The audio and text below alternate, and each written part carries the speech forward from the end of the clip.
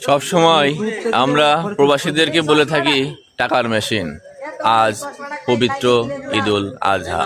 প্রবাসী ভাইয়েরা তাদের মাথার ঘাম পায়ে ফেলে কঠোর পরিশ্রম করে মাস শেষে তাদের পারিশ্রমিকের টাকাটা দেশে পাঠায়। সেইটা কি নিজে ভালো থাকার জন্য? না, তারা দেশে পাঠায় তাদের পরিবারকে ভালো রাখার জন্য। ওই দূর প্রবাসে কঠোর পরিশ্রম করে যাচ্ছেন। প্রতিটা ঈদের দিন যেন তাদেরকে মনে করিয়ে দেয় আরো একটি বছর পরিবার ছাড়া জীবন থেকে বিদায় নিয়ে নিল। আসলে এটা তাদের মনে মনে মুখ বুজে বোবা কান্না। পরিবারের কথা চিন্তা করেই তাদের এই ত্যাগ। আমরা তাদেরকে নিয়ে যতই বলি না কেন সবই কমতি থেকে যাবে। মহান রবের নিকট প্রার্থনা করি সকল প্রবাসী ভাইদেরকে আপনি সুস্থ সবল ও হেফাজতে রাখুন।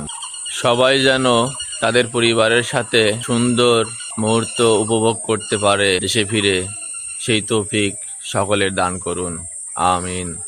সব সময় আমরা প্রবাসীদেরকে বলে থাকি টাকার মেশিন। আজ পবিত্র ঈদুল আজহা।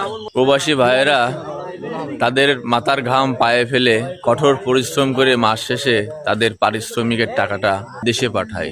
সেইটা কি নিজে ভালো থাকার জন্য? না, তারা দেশে পাঠায় তাদের পরিবারকে ভালো রাখার জন্য। ওই দূর প্রবাসে কঠোর পরিশ্রম করে যাচ্ছেন।